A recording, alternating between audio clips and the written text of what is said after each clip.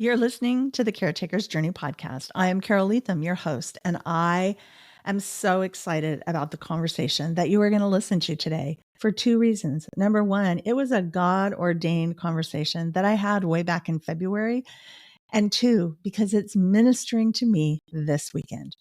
As I'm talking to you and you're listening to this podcast, it's Friday, July 11th, and I am heading to my mom's graveside service this afternoon, and tomorrow will be her memorial service. This conversation that I had with Chelsea Ohlemiller about her book, Now That She's Gone, A Daughter's Reflection on Loss, Love, and a Mother's Legacy, was recorded a month before my mom passed away. It was the first episode that I was posting after my mom was gone. And now it's ministering to me again as I go through this hectic, just draining emotional weekend of saying goodbye. So please enjoy my conversation and please pray for me. If you're listening to this on July 11th when it launches, please pray for me and my family as we're going through this hard weekend. And next week, I'll be back with another replay of a conversation that I had with Dr. Alan Gates. But we'll talk more about that one next week. This week, God just blessed me with Now That She's Gone and Chelsea Ohlemiller. Enjoy our conversation. Be blessed. Hi, I'm Chelsea Ohlemiller, and this is the Caretaker Journeys podcast. Welcome to our meaningful conversation this week. I'm your host, Carole Leathem, and my guest today is Chelsea Ohlemiller, a wife, a mother, an educator who has Indiana roots and a passionate spirit. And guys, I cannot wait for you to meet her. Chelsea is a sappy romantic, a coffee junkie, a book collector, and a person who wears her heart on her sleeves. I think we could be best friends, except for I'm quite a bit older than you, so I don't know. Maybe I could be the older sister. I don't know. But I read your bio and I just resonated so much because who you are is so much like me, especially Here We Come. She's sarcastic. She's full of jokes, full of tears, and enjoys writing most when life gets messy or complicated. In 2017, Chelsea's mom passed away, and through her grief journey, she decided to take her mother's advice and share her writing with the world. One day, she gained the courage to honor her mother's wishes and write, and it turned out to be the best decision she ever made. And I'm telling you, listeners, it's a good one for us as well. Chelsea's book has been a timely and welcome read in my own life as I navigate the anticipated loss of my own mom. I cannot wait for you to meet her and hear her heart. Chelsea, welcome to the show. Thank you so much. I'm so honored to share this conversation with you today. And I first just want to say, I hope you know that the work you're doing in your life with your family is so important and how inspiring it is. I know it's hard work and we sometimes don't understand how appreciated we are. So what you're doing is so powerful. You're going to make me cry right off the bat here, girl, but that's okay. Chelsea, from the minute I picked up your book, I could feel the love for your mom. And a really important thing sort of has happened in my own life in the last 2 years. The love for my mom has overshadowed the pain and some of the things that happened, even as a child. And I could feel the love for your mom through the pages of your book. So will you share with us right off the bat your relationship with your mom and tell us just a little bit about her? Yeah. So I was very blessed. I had a wonderful relationship with my mom. Her name was Rita. And she was just that constant in my life. I always say that her faith was unwavering, not just for God and, heaven, but also just for everybody that she loved. She always had that faith for us. And so she was just one of those women that made the world a little bit brighter by helping others without having any kind of recognition. But she also had those little quirks, that made her funny and just, she loved reading, baking. She absolutely was a brilliant baker. And so there were just a million things about her that made her great, as all, most mothers are. And so, yeah, she was a great friend and a great encourager. And like you said, I lost her in 2017 and I just miss her fiercely. Yeah, as I shared with you before, and my listeners know, I'm going through this anticipation of losing my mom. in the last 2 years being her caregiver and watching her. She has a disease that creates hypoxia in her brain. And so she's got almost like a dementia, a short-term dementia. She could tell you everything that happened from her childhood, from her teenage years, even from her early adult years. But to tell her that she needs to get up and do this today, she's not going to remember. And what's so fascinating is at the end of your first chapter, you write, never forget her and everything she was, because the day she dies, you become her legacy. This was especially meaningful for me because I have seen how my family is now seeing my mom through a new light because of the care, knowing her history, knowing some of the things that she's said and done in the past, her history. It's almost like I can see my sister, my brothers, and I already becoming her legacy. So, will you share with us how you have become your mom's legacy? Yeah.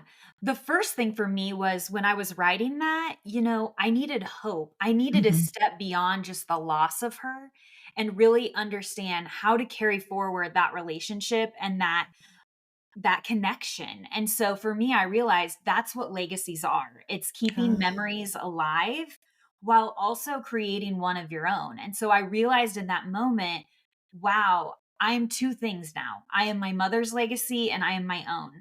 And I need mhm. to merge them with a passion and an intentionality that is helpful for my family and also just the world. I want Yeah. to be those things that I loved about her. And I do realize in that same reality, I am lucky that I had a legacy worth replicating. But I understand that there are women that have legacies of their moms that need to be recreated. And that's okay, whichever one that you are. And so for me, just realizing, a lot of times the legacy can seem like an immense responsibility. So we step away from it. And I think when I realized, oh, wow, just living, just breathing and going into the next day is part of this legacy. And it doesn't have to be this, you don't have to write a book. I wrote a book, but you don't have to. You don't have to make a podcast. It can just be showing up boldly for the people that you love. Yeah. And I just really have clung to that legacy component because that's what gives me hope. And it's also what makes me feel still connected to my mom. I love your story. And I had a very complicated relationship with my mom. She became a single mom of 4 children when I was 12 years old. And I had an abusive alcoholic father who abandoned us when I was 9. And, it's like it created all of this different dynamic than what I think a family could be. When I look back on my family with my husband and my children raising them, it was so different. Right. And I struggled for years to try to recreate that motherly relationship that I saw my friends Yep. have. And I realized one day it wasn't going to happen. And there was a grief, and I backed away. I literally backed away from my entire family because I couldn't handle the pain of Uh, what this is. And of course, my mom, as she got older and sicker, she got more difficult to deal with. right. And so it was easy for me to just walk away. And then 2 years ago, I had to step up, or let's change the narrative there. I chose to step up. Right. I chose to walk back into that legacy. I chose to walk back into that relationship when my mom was diagnosed with 2, not 1, but 2 terminal diseases. And they fight against each other, and it makes her daily living very, very difficult. But what I've discovered is that it has a rewarding part of it as well. And when I got to page 42 of your book, I took out my sticky notes, which my listeners know I'm a Post-it note girl. I took out my Me too. Post-it See? notes. I'm like, yeah, they're all over my window here. I took out my Post-it notes. I took out my highlighter, and those 2 pages, 42 and 43, have so many incredible nuggets for me because the chapter's called When It's Complicated. And you start writing, because my relationship with my mom was complicated and complex, people think it doesn't hurt as bad to lose her. I feel those words so deeply because it's not true. It is not true. There are so many parts of losing her that I struggle with. So my question to you, and I'm struggling to turn my page here. My question to you is, How has your complicated relationship with your mom impacted how you've grieved after losing her? I'm so glad that you bring up these sections of my book. So, in each chapter, the very last essay is titled When It's Complicated for exact people like this. And so, Mm, these essays are actually written, they're all written by me, but it's written through people and women that I've talked to. So, because I had, like I said, I had a great relationship with my mother. But in my friends, in my family, in my church community, I realized, not everybody does. And so mhm. I wanted those stories to be honored too. Yeah. And one thing that I was hearing a lot is, the grief from losing my mom. I lose her every day a little bit and things that she doesn't get to be here before, Mhm. but I don't have a grief for what I didn't get to have when she was here because I had it. But Yep. all of these women, yourself included, you're grieving what you never had back then. You're Mhm. grieving what you're not going to have. And so your grief is, there's no grief that we weigh, but it has these complexities that makes it so intricate. And so what these women were telling me is that over and over again, people would say, you weren't even close with your mom. How can you be sad? You didn't Yeah. see her that much. How can you be sad? Mhm. Sometimes you didn't even like her. How can you be sad? And it's such a disservice because Mhm. every grief should be honored. Every grief should be recognized. And, we shouldn't be thinking of why we shouldn't be missing these people because we're Yeah. missing them for so many Yeah. reasons, you Yeah. know. And Mhm. it's just, I think our world is getting better about talking about grief, Mhm. which is why people are coming forward and saying, I do miss my mom, even though she wasn't around, or even though she had problems, or, whatever those complexities were. And so, what I wanted people to hear the most is that your grief is your grief, and it is powerful and it changes your life, no matter if you were super close with your mom, no matter if you had your mom for 10 years or 100 years. Mhm. And we have to recognize that all loss is loss. Yeah. Yeah, that's so good. And it's so true. And I've had a few close friends look at me and go, "This is really hard for you. And I know your story. I know the deep dark secrets that not a lot of people know about how you were raised and the things that went on in your house. And I don't understand how you can be so sad or I don't understand how you can step up Mm. in the way I have made. I think the last count was like 12 trips back and forth from California to Milwaukee in the last 2 years, 2.5 years. And that's a lot of money. It's a lot of time. And I have spent twice, I've been there for a month at a time. So the month of Wow. April last year, the month of July. And I have come to the understanding that I am so, so thankful for the last 2 years because I've learned so much about my mom as I've watched her navigate the loss of her independence Mm. and how she's come to terms with the loss of her life when we had to put her on hospice, when she chose to go on hospice last summer. I've had the opportunity to realize that while I'm never, like you just said, I'm never going to go back and get that mother I wanted. Right. I'm not going to get the apologies for the painful things she said and did. But I had a mom who gave me this great strength of character. Mm. And really, she gave me, and I think the word moxie is the word that comes to my mind, to really do and have the authentic and transparent conversations that I'm having. Right. Because my mom was always a fighter, not for her kids, but for the underdog. Right. If she perceived someone was an underdog, she would go above and beyond. In fact, one time she kidnapped my aunt from a nursing home and Oh, took her across 5 state lines, and there were police and arrest warrant. I mean, it was kind of a crazy thing, and everybody was angry but then I sat back and I looked and I go, "Why did she do that?" Because she thought my aunt was being not taken care of. So I am thankful because I'm getting to reconcile. But what would you say to someone who never got to reconcile with their mom? Because I know some women who haven't. yeah.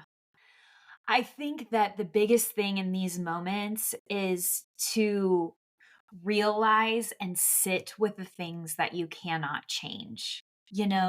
And that's a hard reality because, we ask God for answers and we don't get them. We ask our parents for answers and we don't get them. And it's hard to sit in the unknown. Yeah. It's hard to sit in the unchanged and the inability to be changed. And Mhm. I think that there is a sacred space when you can learn that, this is the way that it is and will be, but how can I sit with this and Yeah. comprehend this? And then also, I found that, sometimes it takes, and not everything, not abusive relationships and things that are very destructive, but sometimes to provide grace to the people that have hurt us the most.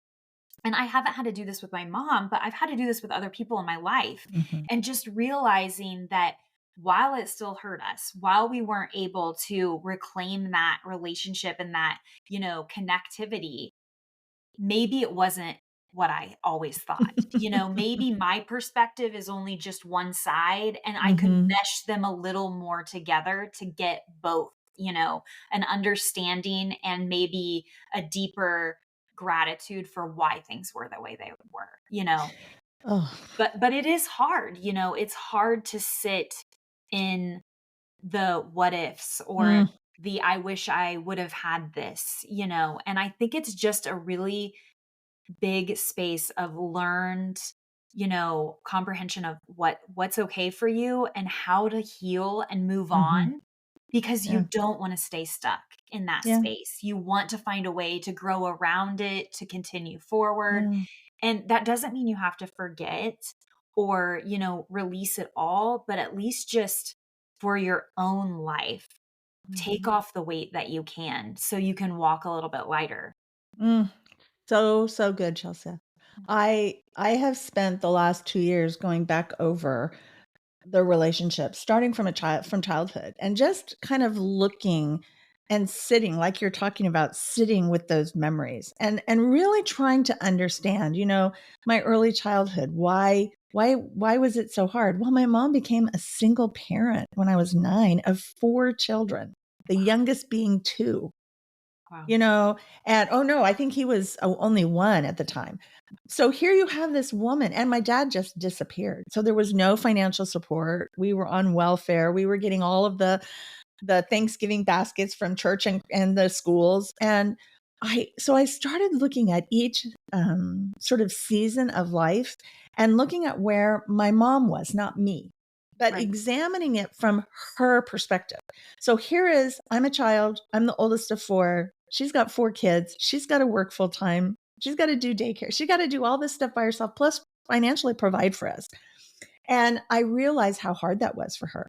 Then I realized when she got into the 70s and it became this free go out, party, and she had 2 other girlfriends that were able to go and do it. She wanted to do it. So Right. she was going and doing it and relying on me, and while it maybe she didn't make the best decisions, she always made sure somehow there was someone to watch us or I was there.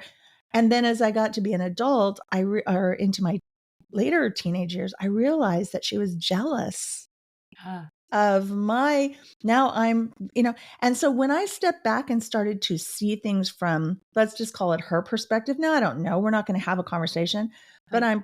I'm 99% sure that this is what happened.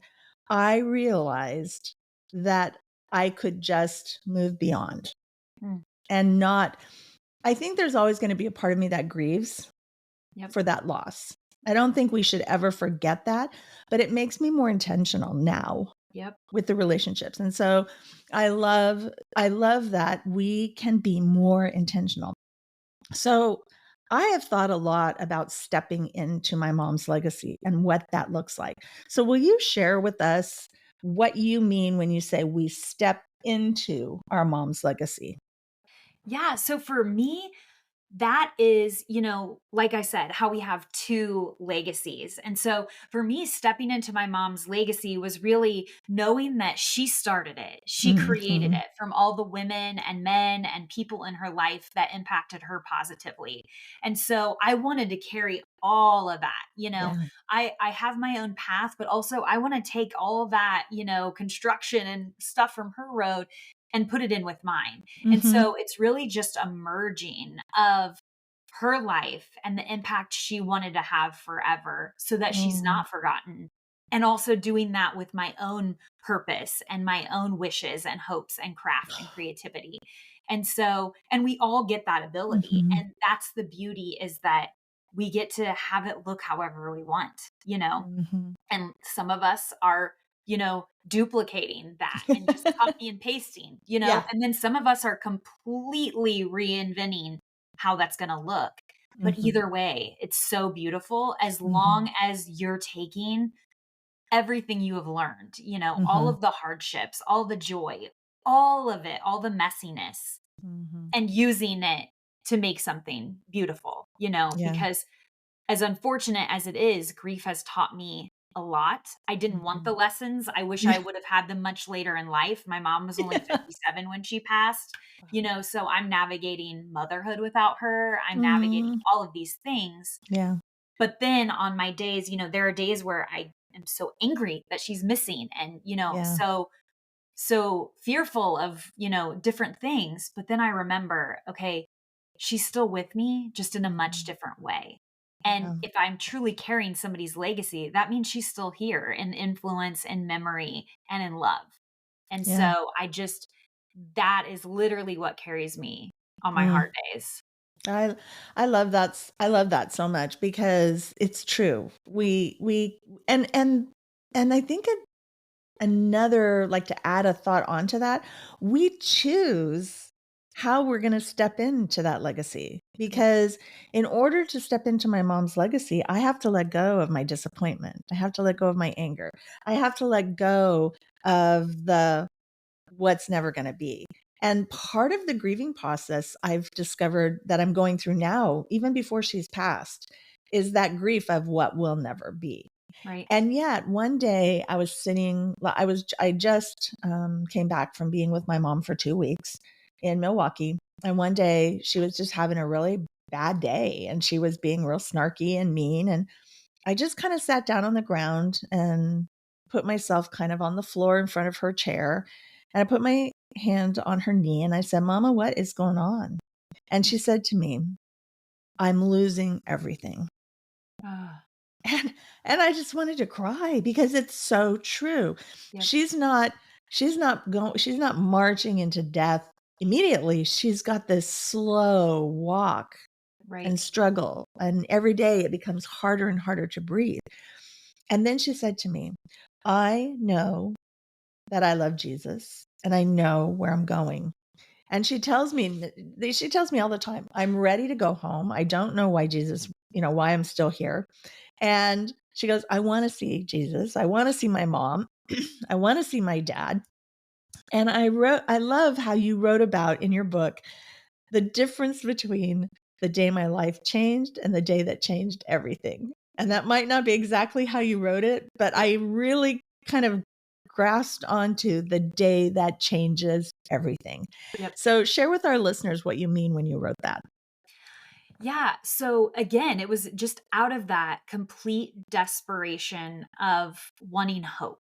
I was trying to find hope, and I kept saying, the day my mom died, July 3rd of 2017, was the day that changed my life. It changed everything for me. And I just held on to that. And it honestly kept me paralyzed, for an immobile for a year or Mhm. more, And one day I realized that I was focusing on the wrong thing. And I shouldn't be focusing on the day she died, Mhm. because the real beauty will be the day that we're reunited in heaven. And Mhm. that'll be the day that changes everything. Mm, And so while this first one is harsh, it's yeah, temporary. And the yeah. second one is forever and infinite. And Mhm. if I have to hold on to one of those, I want to hold on to the one where we're together, Mhm. where everything is, so much better than I could even imagine and that I can even So comprehend. good. And So good. also the one she prayed where she'd be, and I had to learn that, like you said, your mom is losing everything. And Mhm. what's harder is that she's losing everything slowly. You know, Yes. my mother had cancer, and while the end for us, hospice was only a little less than a week. So Ugh. her end was very quick. And Yeah. so another thing that I realized is that, that was her goodbye too, Mm, and while you're walking with your mom through these things, this is her goodbye too. yeah, And yeah. so it really just, takes time. And I want to be very clear, when we talk about legacies and when we talk about this perspective of hope, I hope people understand I'm 7 years into losing my mom. Yeah. I did not have this same hope, the same, capacity to build something with my mom's legacy at the beginning. Mm, And so it's okay to sit in that harshness for a while and that lack of comprehension. Just don't stay there. Just yeah. promise yourself you'll eventually get out of it because it does take a while. Even if you're the most faithful person, it takes a while to find that hope and that faith again. And Mm, so, yeah, I just in focusing on the right phrasing and the right mhm, things helped shift me from loss mhm. to love that is forever. Yeah. I know for me, 10 years ago, when my husband began to struggle and our whole lives, like overnight, they fell apart. It was like one day we're this, and then the next day it was like, what happened to my life? And it took me 3 years to even vocalize or say out loud. I could say it inside and then I would kind of push it away, but it took me 3 years to say out loud, my husband struggles with mental health. Mm, And then to define what that looks like. right. And I think as I'm walking through this, navigating this grief with my mom, I think the last 10 years of watching my husband as he went from being this overnight, from being this really healthy guy, physically, mentally, spiritually, to just a shell of the person that he had been before. And as we got him on medication and we got him treatment, there's parts of him that have come back, Mm, but there's parts of him that are lost forever. And right. now he's developed health issues. And so he's had 5 surgeries in the last 18 months. And it's like there's this grief of walking through this and watching the changes. And with my mom, it's interesting some of the things that people say Oh, to me. And you talk about this in your book. So my next question is, what are some of the things that people have said that and did that were most memorable for you in the early days of your grief? And some of them may be great and some of them may be not so great right. because I've had both. So share with us, what are some of the most memorable things that people have said and done? Yeah. The most memorable thing was probably said to me at my mother's funeral. And it was by a family member that had a complicated relationship with her mother. And she came up to me and she said, I'm going to paraphrase. I don't remember exactly, but the gist Mhm. was she said, I know that you are so sad that your mom is gone, but you had her for, 30 years. And she was more of a mom in those 30 years that than most people get in their lifetime that have their mom for much longer. And at the time, I wasn't ready for it because I was like, "Well, yeah, that's great, but because she was great, I want her here, Yeah. I don't she was too young, I don't want this." But over time, it became the most beautiful compliment next to Mhm. "You're just like your mom" or "You're making your mom proud." Because she was right, the Yeah. reason I was grieving so deeply is because she was wonderful and I miss her so much, Mhm. and it did give me the perspective of, "Oh, yeah, I was a lucky one." I was blessed because you don't get to choose your family. You don't get to choose your mother, It's No, you don't. right. And so I got a good one, Yeah. and I realized then, through time that that was such a beautiful thing that she said, and then there were obviously things that were said.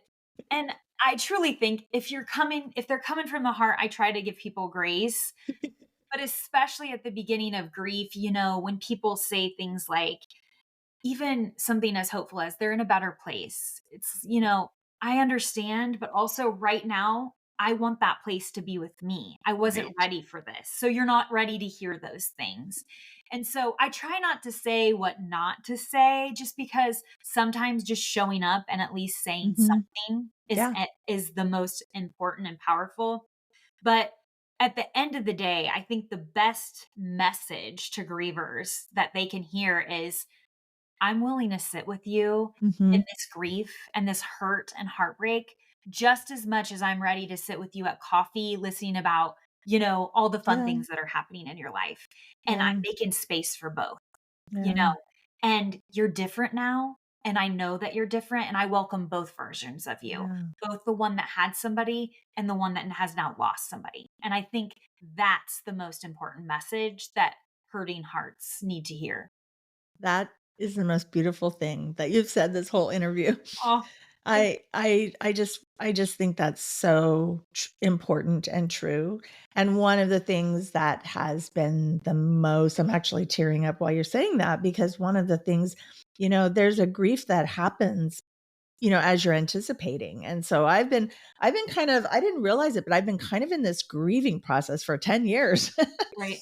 And I just started working with a new therapist. And one of the things that I've discovered is that I have some incredible women who have done exactly that. Mm, They've come and they've sat with me, or they've provided a safe place for me to vent or to cry or to just not even, to just sometimes ignore my life, yeah. to just like, I love to go to Tennessee. I have some friends in Tennessee, and I love to go to Tennessee because I can step out of everything and I Yep. can just step into their life, and my life is so much different.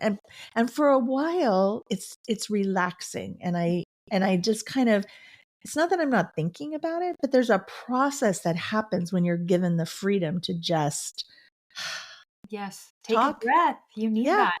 talk, not talk, whatever. So, what are some of the unexpected realities of grieving that you've experienced? And I'm really asking this question because I know I know where I'm headed. Yeah. So I'm like curious. So, what are some of the unexpected things that you've discovered? For me, I think because I was younger and my mom was younger, it surprised me the fear that I was going to lose other people soon, the Hmm. fear that something was going to happen to me and my children would have, be without a mother, the fear of pretty much anyone that I loved, but they would be gone too. That Yeah. really surprised me because I had watched my mom lose both of her parents. I had watched my Mm. father lose both of his parents. They were all in older age. And so I thought I knew what grief was, Yeah. and I didn't. And I Right. think that each introduction to grief is different depending on the relationship, but the one thing that also surprised me the most was the health anxiety that would come from it. Yes. With my mom, she ended up passing away of breast cancer, and so, that leads to my sister and I needing more tests, needing more, Mhm. visits, and the anxiety that comes from those visits Yeah. is, I can't even describe it in words because it really sends me into a whole other dimension of stress. And Yeah. so those were things that really surprised me. And then the other thing in a different capacity was how I felt like my faith had been lost the second my mom passed away. And then that brought shame and Mhm. guilt, and then I thought, "Oh my goodness, my mom built her whole life on this faith. Now I'm being a disgrace to her, what is happening?" And Yeah. so the 2 biggest things I would definitely say would be those, just the fear and the anxiety that came, and then also the struggle that I had. You know, I now realize I didn't lose my faith, it was just Mhm. being challenged, Mhm. and it took me a while though to find it again and to pull it back out. But nobody had told me those things. So I didn't tell anybody about them because I thought, Yeah. I'm so embarrassed by this. Right. Why is this happening to me? And kind of like jealousy. I'd never been, I don't feel a jealous person, but the first time I saw somebody on Mother's Day with their own mother, I was like, I think this is jealousy. And it wasn't that I wanted them not to have it anymore. I just wanted what I used to Right. have too. Right. And so those were things that I try to write about now also just because I was so shocked by them. And I Mhm. think that no matter where you are, you're going to have surprises with grief, Oh, And I completely. think sometimes people set us up because they say, "Oh, the first year of grief is the hardest." That was not true for me. The first year of grief, I stayed so busy and ran from grief that it couldn't catch Oh, me. but just like everything, it eventually catches you. Yeah. And so, the first year I think is just the first. Yeah. And the other thing is that, you'll have first down the road. When I Mhm. graduated with my master's, when I had my last child, all these things were new first. So Mhm. you have them beyond that first year. So Yeah. I think that, you can plan and prepare, but there's going to be surprises and grief. Oh, yeah, yeah. So many surprises, and I think it's good to try to plan and prepare. I don't. I think it's a healthy. I mean, I even now I know, I'm working with my therapist and we're talking about, okay, this is what you're going through and this is why you're feeling the way you're feeling and as much as you prepare, you have to live that moment. Right, And I think that's why people who have not experienced grief or who have not experienced being a caretaker. I mean, right, there's 55 million caretakers in the United States alone, and we all think we're alone. right. We go through these moments of isolation and we think we're alone. We think we're the only one. And I cannot tell you how many times I've gotten a text message or an email from somebody going, "You're so right. I thought I was the only one." And Yep. I'm like, "You're not." Yes. And I think when we talk about grief and it it's important to talk about it, but until you've experienced it, and like you said, everybody's going to experience it differently based on the relationship they had with the person they're grieving. Right. So true. So as we close out our conversation, I think we could sit here and I think we could talk forever. Oh, yes. I would I chat know. with you all day. I know. I would love that. With a cup of coffee. Yes. Yes. What is one thing you would like to leave the listeners with today? That's such a hard question.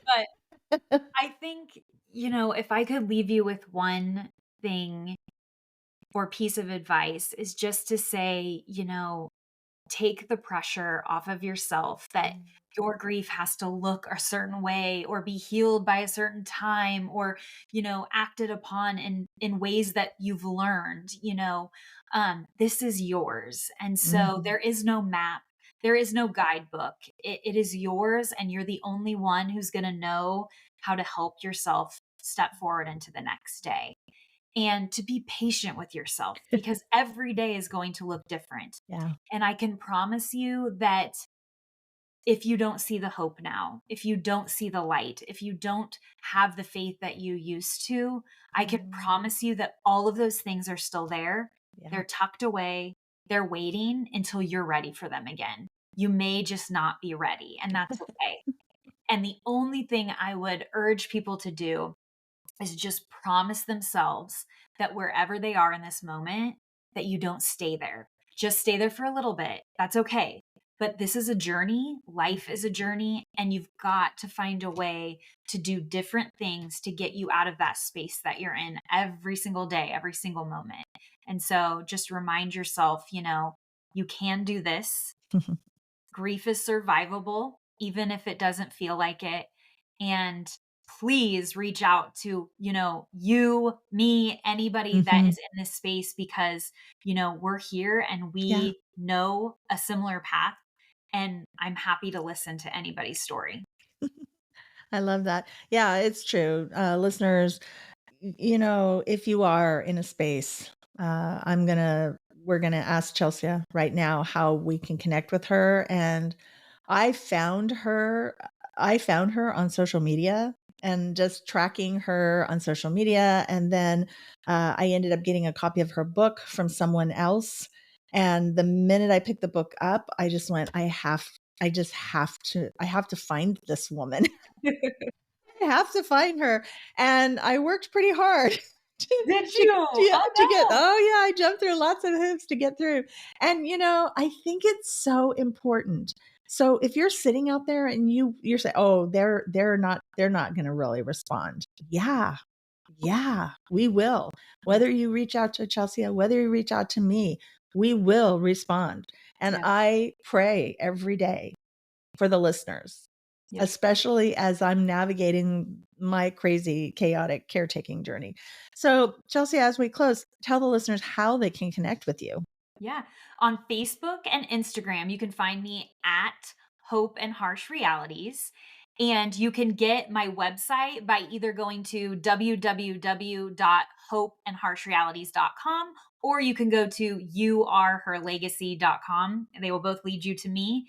And just as Carole has said, I respond to every message. If Yeah. there is a comment on my Facebook, Instagram, I try to hit every single one. And usually, if you message me through Facebook, it will tell you to email me, because email is the best way. Yeah. Because, as your platform grows, those messages can become overwhelming or go to your spam. But yeah, Facebook and Instagram, I'm on every day trying to just connect with people. So I hope you'll Oh, find me there. I love that. Well, I will put all of that information in the show notes. So you can just, listener, go down and click the link and go to her website, go to her social media. I'll even put her email down there so you can click and it'll open up an email. I'll make it very easy for you to get a hold of both of us, one or the other. So please do reach out. Yeah. And And I think we didn't say the name. I don't know if we've said the name of the book, I don't know but if I did. yeah, if we haven't, it is Now That She's Gone, A Daughter's Reflections on Loss, Love, and a Mother's Legacy, and it's available wherever books are sold. We talked all about the book, but I might, I know, I was like, I don't know if we said the title did or we, not. did we say the title? I don't know. I was just so excited to dive into the conversation. You may have. I don't know. I was You like, I know, don't know if you have. who knows? I'll listen back and I'll go, oh yeah, we did. We Or did. no, we didn't. I just love it. Chelsea, thank you so much for joining me today. I am so thankful for your book, and I know that it's going to stay close to me as I navigate the coming days and months. And as I close out our show today, I am so thankful for each of you who join me each week. I know that the caretaker's journey can be messy and chaotic. And some of you, like me, are navigating the anticipated loss of a loved one, and some of you are grieving a recent loss. Please know, as I said a few minutes ago, I pray for you, the listener, every day. I go through the algorithms, I look at the countries, I look at the cities, I look at the number of downloads, and I just pray for every single one of them because I don't take this for granted. I am here to extend to you the invitation to connect because we as caretakers need connection. So if you know a caretaker, please share the show with them. If you haven't subscribed yet, I've talked about this before, will you do so? Because that's how other caretakers can find us and find our community. And next week, I'll be back for another meaningful conversation about what the caretaker's journey looks like. And until then, it's all about him.